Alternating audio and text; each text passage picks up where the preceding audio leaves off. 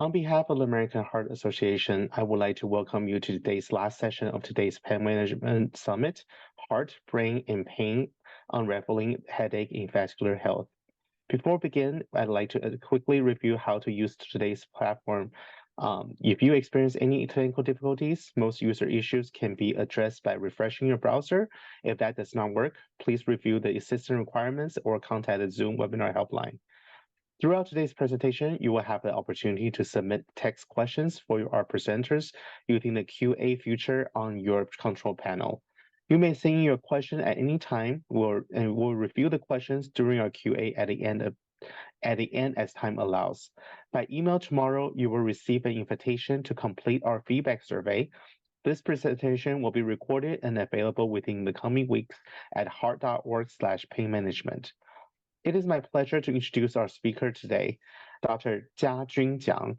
Dr. Chiang is an assistant professor of neurology at Mayo Clinic in Rochester, Minnesota.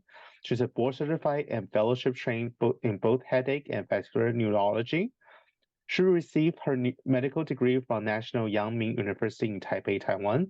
She completed her neurology residency at Mayo Clinic, Arizona, where she received the Manfred D. Winter Award for Excellence in Clinical Neurology. She then pursued a vascular neurology fellowship at the University of California, San Diego. Afterwards, she completed her headache fellowship at Mayo Clinic, Arizona, and subsequently joined the staff at Mayo Clinic, Rochester. Dr. Chiang's clinical and research interests focus on relationship between headache and various cerebral, vascular, and cardiovascular disorders and the association between migraine and stroke. Dr. Chiang has conducted multiple research projects in headache medicine and vascular neurology and has published many manuscripts on these topics. Dr. Chiang, the floor is yours. Thank you so much for the very kind introduction. Yeah, my name is Chia-Chun Chiang. I'm a headache specialist and stroke specialist at Mayo Clinic in Rochester, Minnesota. Really honored to be here today to talk about this topic between heart, brain, and pain, and talk about headache in vascular health. So here's the disclaimer. And here are my financial disclosures. Today, I will talk about the Migraine Stroke Association and headache and cardiovascular, cerebral vascular diseases, and headache treatment in patients with vascular disorders. We will start with a case. We have a 42-year-old Asian woman who presents to the clinic for headache evaluation. She describes throbbing unilateral headache that are 5 to 7 out of 10 in intensity, associated with nausea, vomiting, photophobia, and phonophobia. She also described visual aura with 50% of her headaches. So she was diagnosed with migraine with aura and migraine without aura, prescribed propranolol for the preventive treatment of headache, and sumatriptan for the acute treatment of headache. However, 1 year after the initial visit, she presented to the emergency room as a stroke alert. She described tingling sensation of the right face that progressed to right arm and leg weakness. Her initial NIHSS was 7 for right arm and leg weakness. So that brings us to talk about the first part, the migraine stroke association. We know that migraine aura mimics stroke, and that migraine with aura is the most common stroke mimic following seizure and somatization. Migraine with aura actually accounts for 18% of stroke mimics treated with systemic thrombolysis like IV TPA or tenecteplase, and more than 1% of all thrombolytic treatments. During my stroke fellowship at UC San Diego, we reviewed all 4,600 stroke codes. We found that among those stroke codes activation, about 45% were stroke mimics, and 4% among all stroke code activations were actually eventually diagnosed with migraine. There are also case series or case report showing that there might be MRI and EEG changes during migraine with aura. In this case, it was an 11-year-old female with personal and family history of migraine who presents with acute hemiparesis. The CT angiogram and DWI sequence was normal, and on the MRI, we can see that there is increased venous congestion on the left side, as pointed out in the arrows here, and also the MRI cerebral blood perfusion scan actually showed decreased perfusion in the left cerebral hemisphere that correspond to the acute right-sided weakness. The same day EEG also showed profound slow wave over the right hemisphere. We also know that migraine with aura is a risk factor for stroke. In fact, migraine with aura is associated with a 2 times risk of ischemic stroke as demonstrated from large-scale population-based studies and 5 meta-analyses. The risk of ischemic stroke associated with migraine without aura is less certain. In the table here, we can see that from those 5 meta-analyses, the risk of ischemic stroke associated with migraine with aura is around 2 times. The risk of ischemic stroke further increases 9 times higher among migraine patients who were smokers. And in the stroke prevention in young women study, women with migraine with aura who smoke and use combined hormonal contraceptives has a 7 times higher odds of stroke compared to women with migraine with aura who were not smoking or used combined hormonal contraceptives. And the risk was 10 times higher compared to women without migraine who were non-smokers and not on combined hormonal contraceptives. In this table, we summarize the risk of ischemic stroke in women stratified by migraine status, aura status, and whether they are using combined hormonal contraceptives. We can see that when we use women without migraine and without combined hormonal contraceptive use as a reference, migraine with aura increase the risk about 2.7 times. However, if they also use combined hormonal contraceptives, the risk of ischemic stroke then increased to about 6 times. On the right-hand side, we can see the absolute risk of stroke is still pretty low.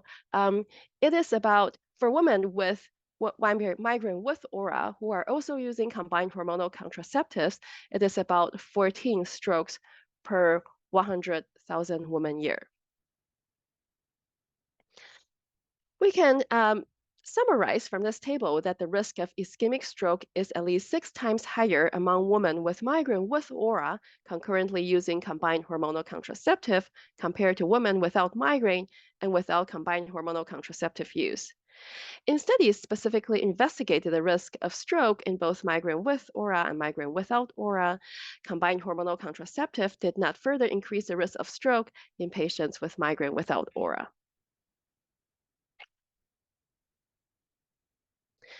There's also something called migrainous infarction, which defined in the ICHD International Classification of Headache Disorder as an ischemic stroke that occurs during a typical attack of migraine with aura, with at least one aura symptom lasting more than 60 minutes and no other apparent cause. It is overall rare, but accounts for about 1% of all ischemic stroke and 14% of all strokes in the young, defined by people who are younger than 50 years old. In patients with migrainous infarction, compared to stroke from traditional vascular risk factors, they are typically younger, had fewer traditional vascular risk factors, have more favorable prognosis, and the infarct predominantly occur in the posterior circulation where the visual aura typically generates. And antiplatelet therapy and migraine preventive therapy are recommended in those with migrainous infarction to avoid future events. There are several potential mechanisms proposed to explain this migraine-stroke association. And here are the possible explanations. So first of all, migraine occurs as a combination of genetic and environmental factors. With more frequent migraine attack, it can cause repeated endothelial activation. In combined with the triptans and ergots that you are seeing on the upper part of this figure could potentially precipitate endothelial dysfunction. On the right-hand side, we are seeing cardiovascular risk like hypertension, hyperlipidemia, diabetes, and smoking could further worsen endothelial dysfunction in combination with other factors that we are seeing on the lower side, intraarterial shunt, thrombophilia, atrial fibrillation, those could precipitate ischemia-induced cortical spreading depression. And CSD is believed to be the pathophysiology of migraine with aura or migraine aura. And when the ischemia reaches certain threshold, it could potentially cause ischemic stroke. So going back to the case, recall that this is a woman who has migraine with aura and developed hemiparesis who went to the emergency room. So she was rushed to the CT scanner. She had right hemiparesis, and on the CT scan, it showed an intraparenchymal hemorrhage, two intraparenchymal hemorrhage on the left frontal lobe. So we did a CT angiogram, which was abnormal. So she was taken to a cerebral diagnostic angiography, and we can see that on the right side, on the left, we can see that on this picture, on both sides, we can see there narrowing of the internal carotid artery and the middle cerebral artery. In addition, we can see that there are multiple small, tiny wispy vessels kind of around the major vessels, including MCA and ACA, and also the leptomeninges that is consistent with Moyamoya arteriopathy. This brings us to talk about the second part, headache and cardiovascular, cerebral vascular diseases. So in this part, I will first talk about a recent study that we have conducted using artificial intelligence to study the association between migraine and atrial fibrillation. In addition, I will also talk about headache in patients with cerebral vascular abnormalities. As far as the first part, the idea really started when I was taking care of a patient who had an ischemic stroke. From the MRI, it really looked like a cardioembolic stroke because he had multiple stroke affecting different vascular territories. So I suspected that he had undiagnosed atrial fibrillation. When I click on our EHR, wanted to look at the ECG that the patient has had, I noticed that there's actually an AI dashboard which showed not only the ECG parameters, but also the probability of several cardiac conditions, such as probability of low EF, atrial fibrillation, or hypertrophic cardiomyopathy. For this particular patient, he had one ECG that showed a higher probability of atrial fibrillation, which confirmed our plan to make sure that he had an ambulatory cardiac monitoring implanted before he was discharged. So we put in a looped recorder and he went home. After 1 week, we received a notification that the patient went into atrial fibrillation. So we called him and started him on anticoagulation for secondary stroke prevention. So I thought that that was a pretty cool use case of AI in clinical practice. And the next week, when I went back to our headache clinic, I kept thinking about how we can utilize this new AI techniques for our patients with migraine. We talk about migraine with aura is associated with a 2 times risk of ischemic stroke. But when I look into the studies further, migraine with aura, let's say from the atherosclerosis, from the ARIC study, atherosclerosis risk in community studies, which is a longitudinal population-based studies, it showed that migraine with aura is associated with higher risk of cardioembolic stroke, but not lacunar or non-lacunar thrombotic stroke. Furthermore, migraine with aura is associated with atrial fibrillation. So from these 3 studies that I demonstrated on the left lower side, we can see that those with migraine with aura, the incidence of atrial fibrillation along this 20-year follow-up was 18% versus 14% in those with migraine without aura. In addition, in the stroke prevention in young women studies, it also showed that AFib is a common stroke etiology in migraine with aura. However, the association between migraine with aura and atrial fibrillation in different age and sex groups are less studied. And that might be because paroxysmal atrial fibrillation is very difficult to detect, really because of this paroxysmal nature. The patient might be in normal sinus rhythm at some point, but they might go into atrial fibrillation at a different time point. And long-term cardiac monitoring which is a gold standard to diagnose atrial fibrillation, is expensive, can be time-consuming and low yield, and often not justified in patients with few vascular risk factors, such as patients with migraine that we're seeing in our clinic.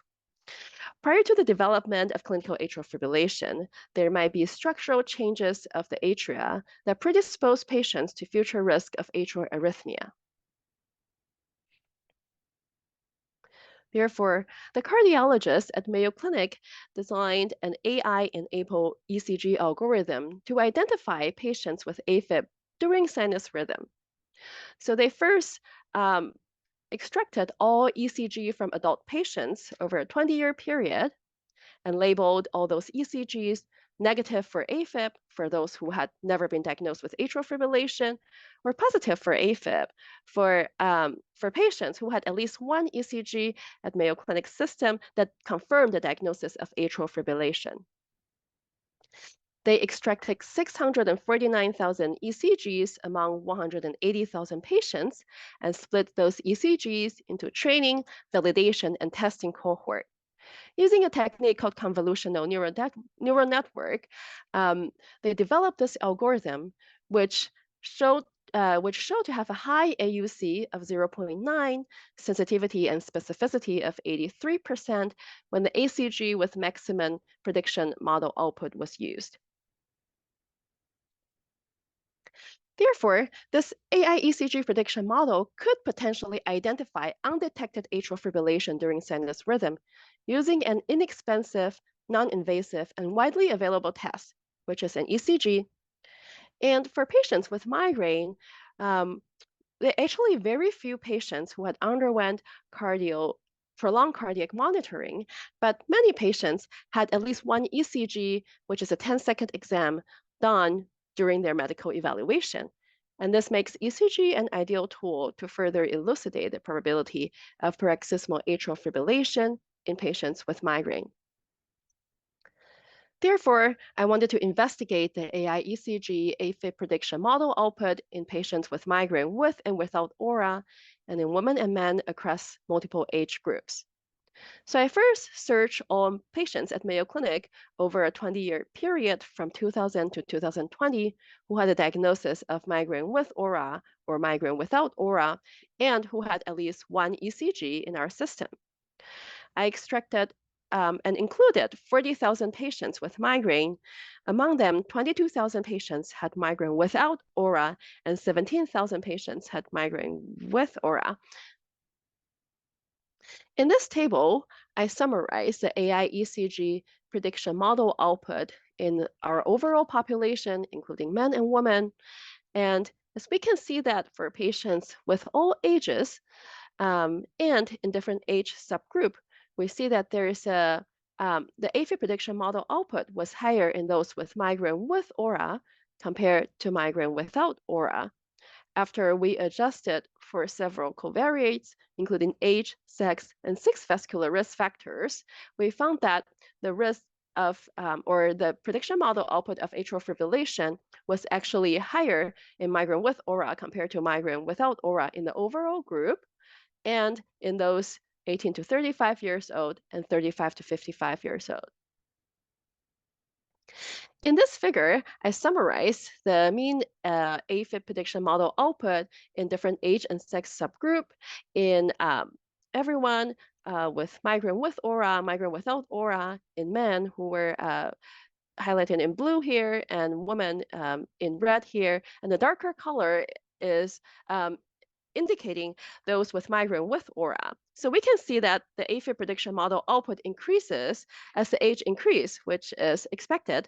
However, those with migraine with aura has a higher AI ECG prediction model output compared to migraine without aura. And the difference is significant in the overall group of all ages, and in men 18 to 35 years old here, and in women 35 to 55 years old.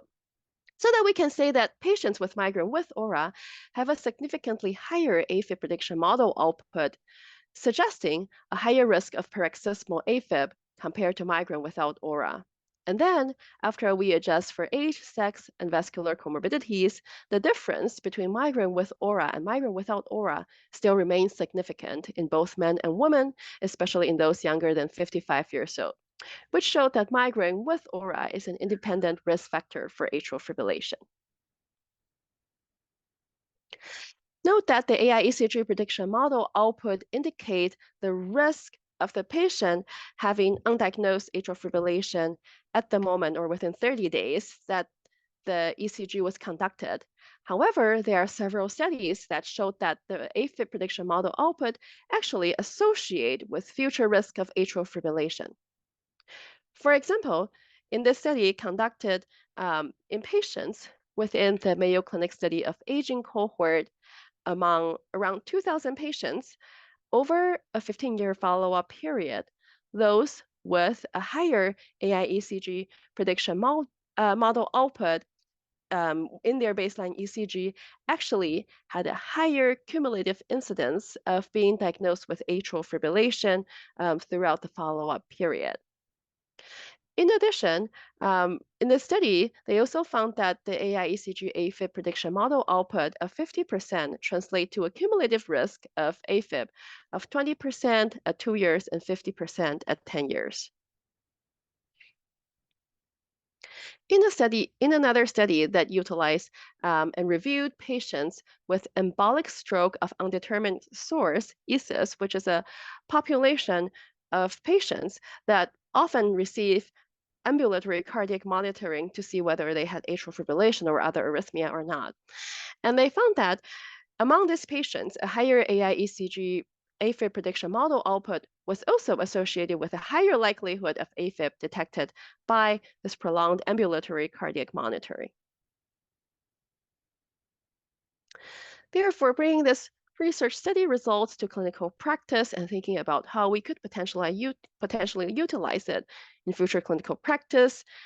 Whenever we see a patient with migraine with aura, after we confirm the diagnosis of aura as about the frequency and onset of their aura attack, can we use a screening test such as the AI ECG to screen for patients that are higher risk for atrial fibrillation and decide in which patients we should conduct prolonged cardiac monitoring, in which patients do we arrange an echocardiogram to screen for PFO or left atrial enlargement, and in which patient do we arrange an MRI of the brain to see whether the patient has a lot of white matter hyperintensity, suggesting of endothelial or other serum markers suggestive of endothelial dysfunction, ultimately reduce the probability of stroke in these patients. Overall, the study suggests that migraine with aura have a significantly higher AFib prediction model output, suggesting a higher risk of paroxysmal AFib compared to migraine without aura, and that migraine with aura is an independent risk factor for AFib, especially in those younger than 55 years old. In addition, our findings also demonstrate how pairing modern computer technology, such as the AI algorithm, with traditional widely available tests, such as an ECG, can provide clinicians valuable insights to detect disease and elucidate the association between clinical disorders, such as migraine and AFib. So I wanted to discuss migraine and PFO, which is a highly discussed and debated topic. We know that PFO is present in about a quarter of the general population and is an independent risk factor for stroke, especially in those younger than 50 years old. And there is clearly an association between PFO and migraine. Just looking at the prevalence of migraine for patients with PFO is anywhere between 20 to 60% higher than the prevalence of migraine in the general population. And vice versa, the prevalence of PFO for patients with migraine is around 40 to 72%, and the prevalence was higher for those with migraine with aura, anywhere between 40 to 72%. And we published this data in a review article, in a recent review article. When reviewing the randomized control studies, we found that Several randomized control studies have already been conducted to investigate the efficacy of PFO closure in patients with migraine, but failed to show significant differences in the primary endpoints. However, recently, there was a pool analysis of two randomized control trials of PFO closure that was published and showed that among 337 randomized subjects, a 12-month follow-up, and there was a significant reduction in several efficacy endpoints, showing that they had a reduction of monthly migraine days, monthly migraine attacks, and subjects who experienced complete cessation of migraine was also significantly higher in those randomized to PFO closure compared to the medical treatment group. However, given that the studies did not meet their primary endpoints, currently there is no sufficient evidence to support PFO closure for the treatment of migraine. However, there is an ongoing study on PFO closure in migraine, and I list the clinical trial number here. So hopefully we'll get more answer in the next couple of years. In talking about headache associated with other cranial or cervical vascular disorders, in the International Classification of Headache Disorders, the ICHD-3, it actually devotes a whole chapter to define headache attributed to these vascular events, including ischemic stroke, ICH, or different types of vascular malformation. Overall, it describes a new headache or significant worsening of a pre-existing headache that occurs in close temporal relation to cranial or cervical vascular disorders. So if the headache resolves within 3 months, it is coded as acute headache, or if the headache persists for more than 3 months, it is coded as persistent headache attributed to, let's say, ischemic stroke or cervical artery dissection. So cervical artery dissection occurs first, there's an initiation or formation of a false lumen, and then as blood flows through, it can form emboli, and it can dislodge and when distally to cause an ischemic stroke. In addition, when the false lumen continue to enlarge, it can cause mural hematoma and a complete occlusion of the artery and cause a stroke. So this is a CT scan of a patient that I saw who had dissection of the vertebral artery. As we can see here, this is a false lumen, and this is a true lumen here, and she had a corresponding ischemic stroke in the left cerebellum. So cervical artery dissection is a frequent cause of ischemic stroke, especially stroke in the young. And headache is the most frequent symptom of cervical artery dissection, and usually on the same side of the dissection. The headache can present as migraine, cluster headache, or thunderclap headache. And other symptoms of cervical artery dissection include neck pain, Horner syndrome, and other neurological deficit. So just to briefly mention, thunderclap headache, which is defined as a headache that went from 0 to 10 out of 10 within 60 seconds, like a clap of a thunder. And it is very important to inquire whether the patient had experienced a thunderclap headache, like a worse headache after like that happened just like that, because that is an important red flag that indicates further imaging studies, especially vascular studies, are needed to rule out these vascular conditions. As for headache attributed to ischemic stroke, it is actually quite common and occurred in about 6 to 44% of patients who had suffered from an ischemic stroke. Among those patients, about 23% of patients after an ischemic stroke can develop persistent headache that lasts for more than 3 months after an ischemic stroke. The factors associated with the development of post-stroke headache include a younger age, female, those who had pre-existing headache disorder, who had a larger size ischemic lesions, posterior circulation stroke, cortical infarct, and those who had cardioembolic stroke versus other stroke etiologies. IVM is the direct connection of the artery and vein, and this is actually the most frequent abnormality of intracranial circulation in childhood and the most common cause of spontaneous ICH in children. The prevalence is low, around 0.1%, and the mean age of diagnosis is around 30 years old. So it's a common cause of intraparenchymal hemorrhage in young patients. So headache and seizure are the common presentations of AVMs, and conventional cerebral angiography is a gold standard for diagnosis. Achieving complete angiographic obliteration is very important for all patients, especially in the pediatric population, given the longer life expectancy and higher risk of rupture. As for cavernous malformation, this is a type of vascular malformation of the brain and spinal cord that is consisting of endothelial-lined caverns devoid of smooth muscle. So they don't actually have smooth muscle cells in those structures. They can present as sporadic form or a familial form. Typically, patients with familial form have multiple cavernous malformation with an autosomal dominance inheritance related to the following genes listed here on the slide. Headache is a common presentation. Patients can also present with seizure or symptomatic ICH or hemorrhage. As for headache in Moyamoya disease, headache is actually very common in patients with Moyamoya disease, as our case had that I described. And headache is reported in 20 to 76% patients of Moyamoya disease. They can have recurrent migraine-like headache as the initial symptom, and the headache can present in addition to migraine. A lot of them have migraine with aura, or case reports of hemiplegic migraine has been described that led to the diagnosis of Moyamoya disease. They can also present with tension type headache or other headache disorders such as cluster headache. So there are several proposed pathophysiology of why patients commonly have headache in patients with patient with vascular malformations commonly has headache.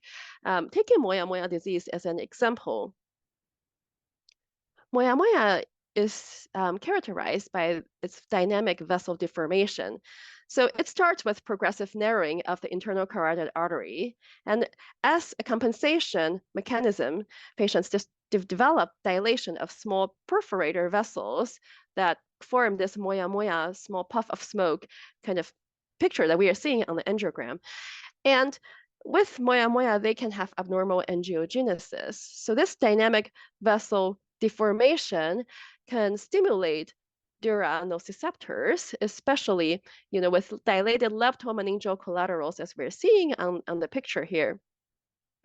There are multiple dura nociceptors in the meninges, and studies have shown that in migraine pathophysiology, the meninges actually plays a key role in the migraine pathophysiology.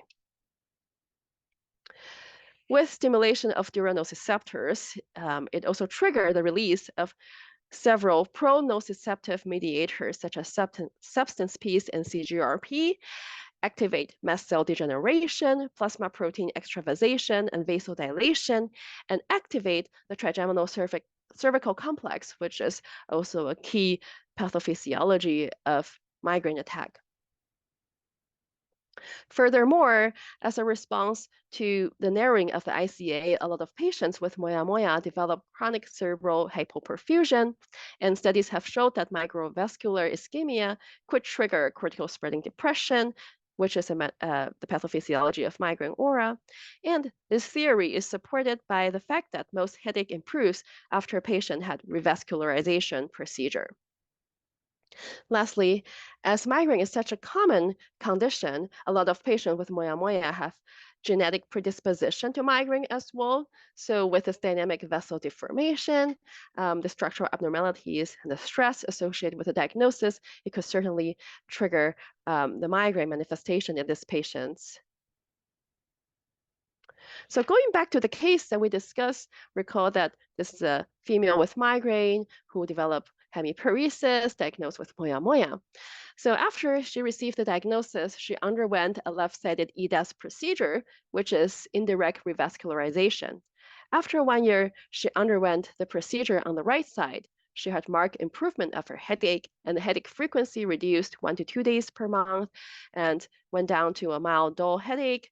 the migraine feature like photophobia, phonophobia, nausea, or vomiting resolve.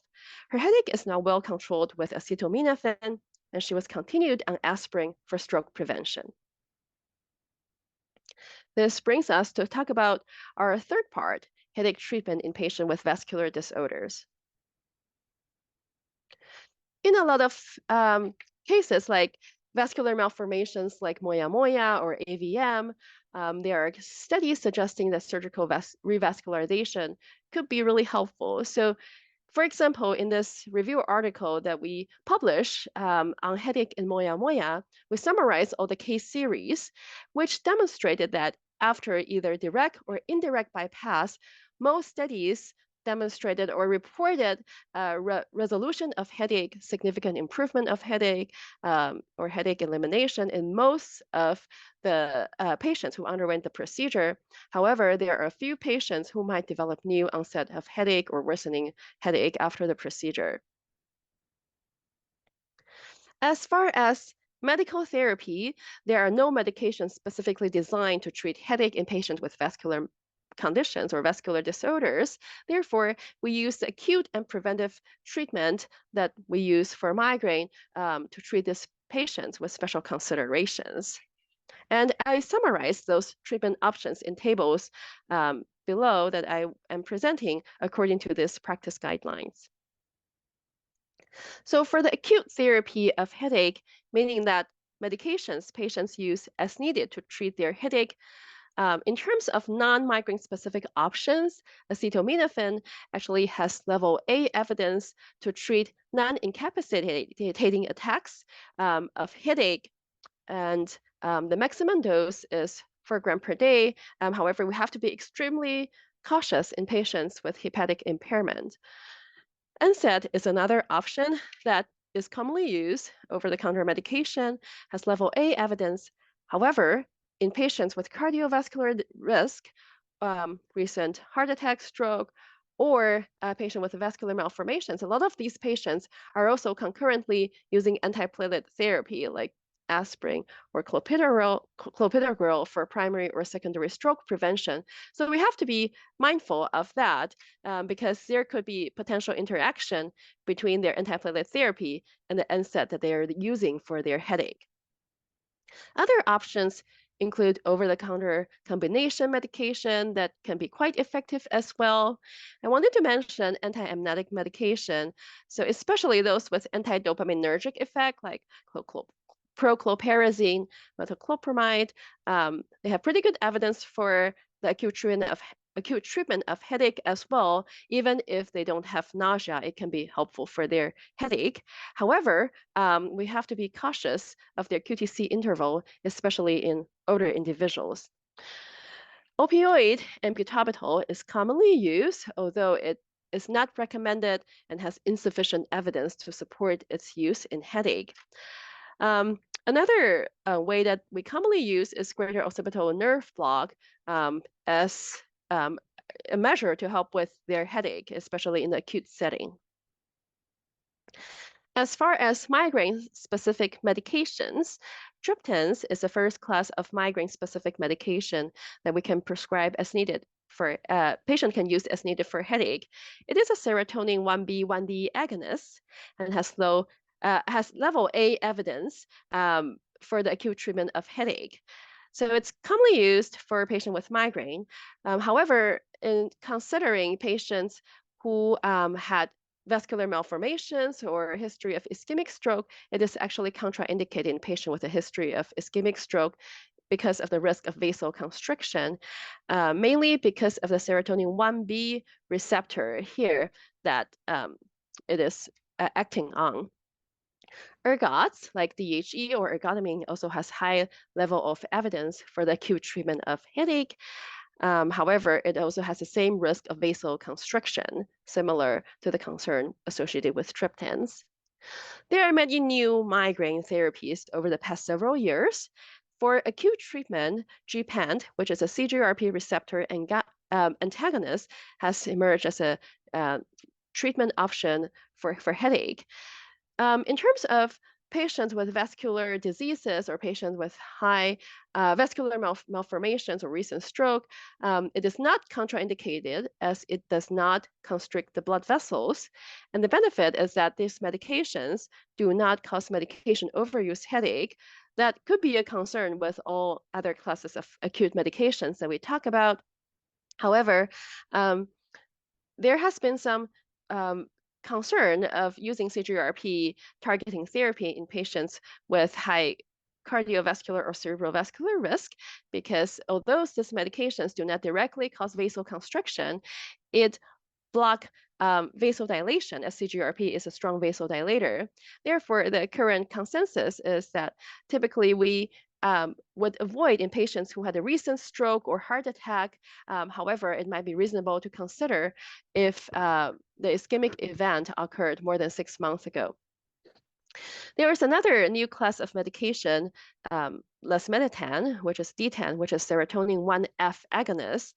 It does not act on the serotonin 1B receptor and therefore does not cause vasoconstriction, and it's not contraindicated in patients with cerebrovascular disorders. However, the consideration is that it could potentially cause driving impairment, and patients are not recommended to drive within 8 hours after they take this medication. So this is another consideration associated with this class of medication. As for preventive therapy, there are many classes of preventive therapy that we use for migraine.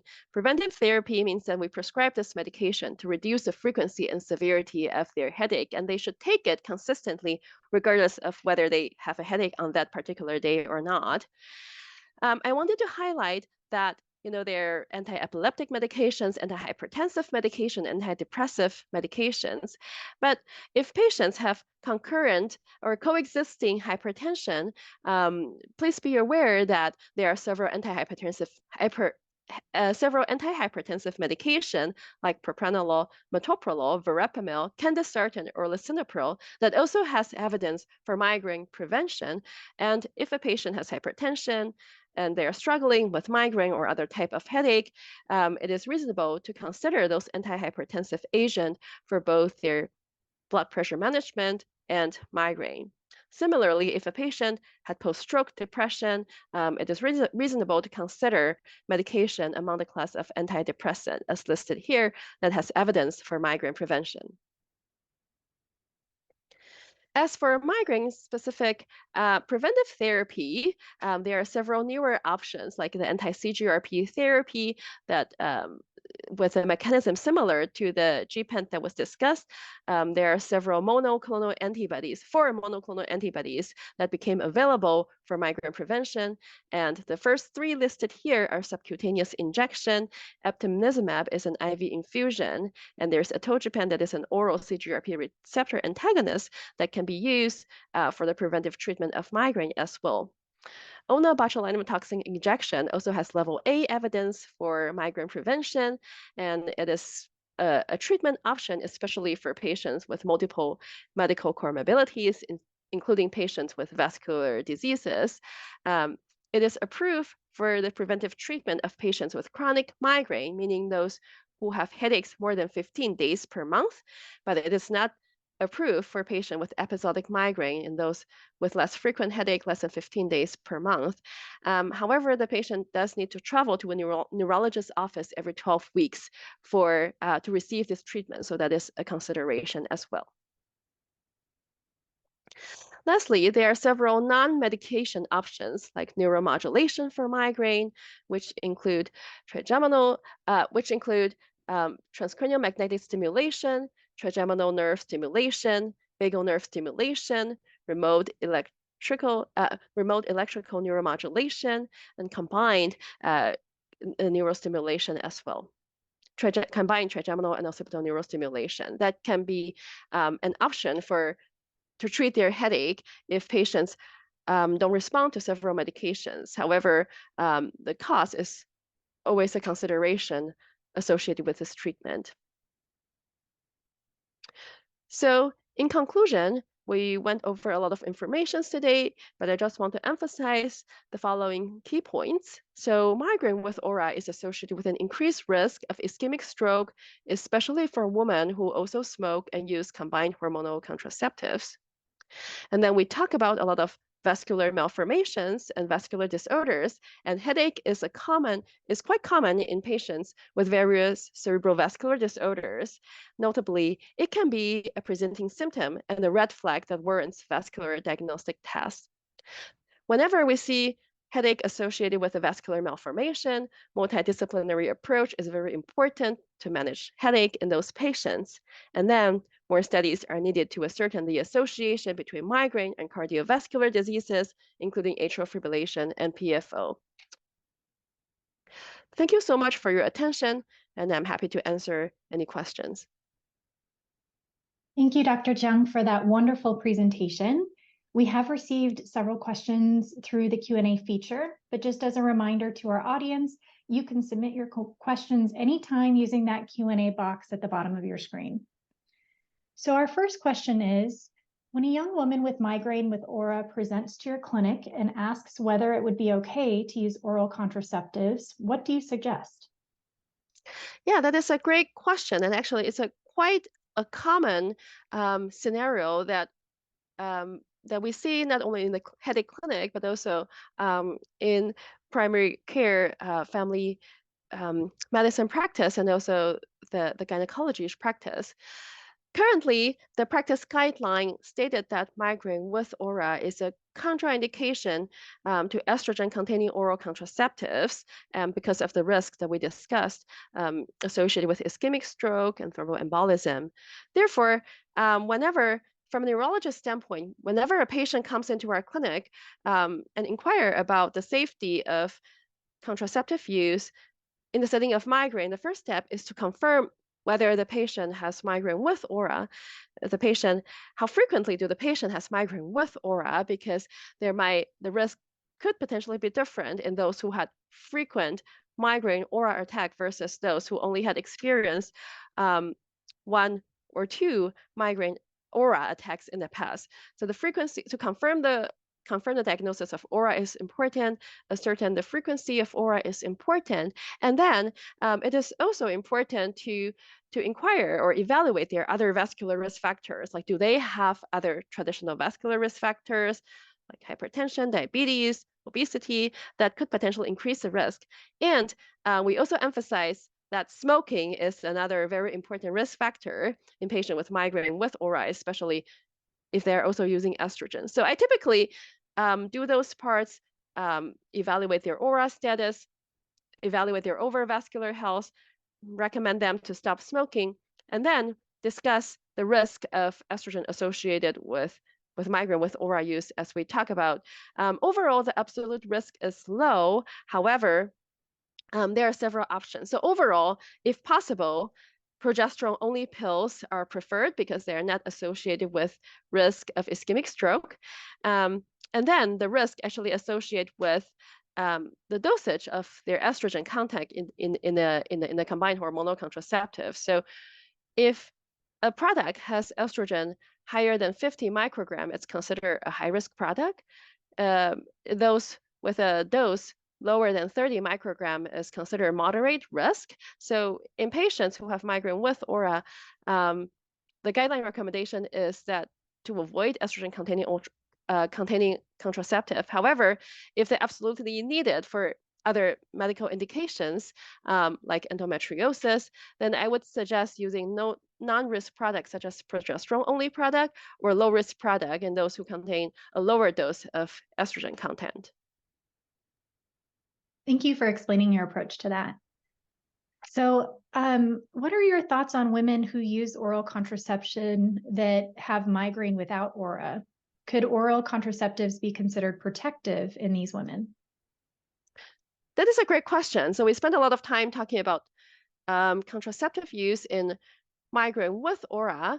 As far as the risk of estrogen-containing oral contraceptive in migraine without aura, it is not entirely clear yet.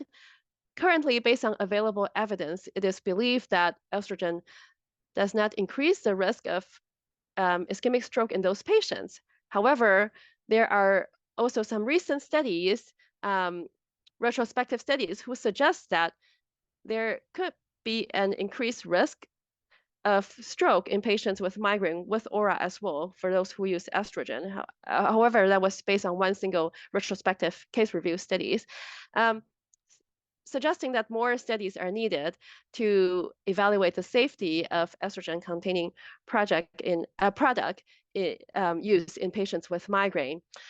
As far as your question of whether that is protected or not, I do not think that it is protected from a vascular risk standpoint, because estrogen-containing product has been associated with risk of thromboembolic disease kind of overall.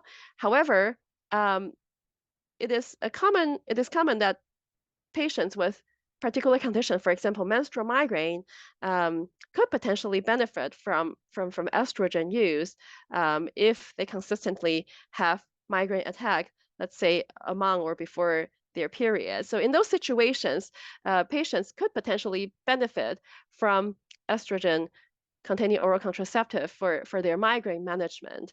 So I think that is helpful in that regard, but not for kind of like a risk of vascular health or vascular disease standpoint. But I agree, kind of more studies are needed to ascertain the risk associated with estrogen use in patients with migraine with aura and migraine without aura. And then, since this is such a common scenario that we encounter in clinical practice, to give kind of more concrete recommendation would be very helpful. But thank you for the question. Thank you. So another question on the AFib prediction study. So why is migraine with aura not considered a risk factor for AFib after age 75? Was this visualized in secondary analyses for patients without cardiovascular comorbidities or a history of ACS and stroke? So the question is, why is migraine with aura not considered a risk for AFib in patients over than 75? I think I would like to get a clarification of that question if you are referring to the study study results that I showed. In the results that I showed, we were showing the AFib prediction model output comparing those with migraine with aura versus migraine without aura in different age and sex groups. And we found that overall, the AFib prediction model output was higher in patients with migraine with aura compared to migraine without aura. However, after we adjusted for age, sex, and vascular risk factors, we found that the difference was significant in the overall group and those who were younger than 55 years old. So we did not find any significant difference in those over 75 years old. However, I think that could potentially indicate that maybe in patients over 75 years old, migraine with aura doesn't actually play as much as a role in the vascular risk compared to migraine with aura at that age, because typically at that age, people develop other conditions that might predispose them to kind of other vascular events, and the importance of migraine with aura decrease, at that age compared to younger patients who typically are without traditional vascular risk factors.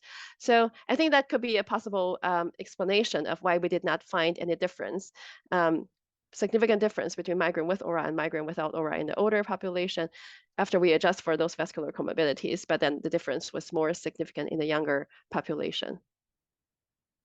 Thank you. You spoke about vascular malformations and headache. Some patients got an MRI for headache and were found to have a vascular abnormality. How do you determine whether the abnormality was the cause of the symptom or was an incidental finding? Yeah, thank you for that question. That is a great question. I think it is very important to know that a lot of patients, yes, they receive MRI for the evaluation of headache and then found to have either, let's say, a cavernous malformation or an intracranial aneurysm. So I think the first step is whenever we are taking history to identify red flags to red flags. So there are several ways, or there's a mnemonic called SNOOP4, SNOOP, like if the patient has systemic symptoms, neurological deficit, if the headache onsets over 50 years old, if they have thunderclap headache, thunderclap onset, and if there is papillary edema or progression of their headache or precipitation by Valsalva maneuver or position, those are the SNOOP4 mnemonics that help us to identify there might be a secondary headache going on. So if a patient has any of those concerning red flag feature, then a secondary workup, for example, MRI or vascular imaging like CT angiogram or MR angiogram is indicated to identify whether the patient has, let's say, dissection or RCVS as the cause of their headache. So if a patient has those concerning feature if a patient had those concerning feature, and if the MRI showed an abnormality like a cavernous malformation or other lesion that could potentially correspond and explain the symptoms or the features that we discussed, then I think we can indicate that the lesion is symptomatic and not an incidental finding. Let's say if the patient has a cavernous malformation and a neurological deficit that correlate to the location of the cavernous malformation, then it is not an incidental finding. However, if a patient presents with migraine and receive a headache or receive an MRI, but they actually don't have any of those red flag features that we discussed to suggest a secondary headache, and then if during the MRI they were found to have a small, let's say, unruptured intracranial aneurysm or a cavernous malformation in a location, and the patient doesn't have any corresponding neurological symptoms or other presentation, then I would think that that would be an incidental finding and would not be the cause of the patient's symptoms. So that is how I typically distinguish whether that's an incidental finding or it kind of correspond to the symptoms that they are presenting. Thank you. Okay, our next question is, should patients with migraine with aura be referred to a neurovascular clinic for risk stratification and be managed with medications and primary prevention methods? That is a great question. So currently there are studies suggesting that, as we discussed, a migraine with aura is associated with a 2 times risk of ischemic stroke compared to a migraine without aura and those kind of without migraine in general. However, because migraine with aura is so common, I think it's also important to kind of clarify and to ascertain the diagnosis of aura. I think overall, if a patient has migraine with aura, if there's no other vascular or no other vascular red flags, let's say, for example, if they have new onset aura symptoms after 50 years old, if they have all of a sudden very frequent aura that they never experienced in the past, then I think that could be an indication to suggest that vascular workup could potentially be arranged in patients that have a higher kind of vascular disease profile. However, if it's a young female or male patients without any traditional vascular risk factors who have been experiencing migraine with aura, since their childhood or since they started to have migraine, and then the frequency and presentation of migraine aura has been quite consistent and there's no worsening or no change of their aura presentation, then overall, I don't think that there's a need to do an extensive vascular evaluation in those conditions. We just let them aware, if someone has migraine with aura, I just typically let them know that patient with migraine with aura is associated with an increased risk of stroke. However, the absolute risk is still low, and I would recommend them to avoid smoking, be cautious whenever they are considering using estrogen-containing oral contraceptives, and overall, a healthy lifestyle to make sure they are reducing their other vascular risk factors to avoid adverse cerebrovascular outcomes. Thank you so much, Dr. Chiang. That's all the time we have today for our Q&A. So I'll be turning it over to my colleague, David, for some closing remarks. Thank you. Thank you. What a great discussion today. And thank you to the audience for your participation. When you exit this session, a feedback survey will pop up in your browser. You will also receive a follow-up email tomorrow with the survey. The recordings from today's summit will be available in the coming weeks at heart.org/pain management. Please be sure to visit this site for additional resources on this topic and join our mailing. We want to thank you for your participation. This concludes our summit.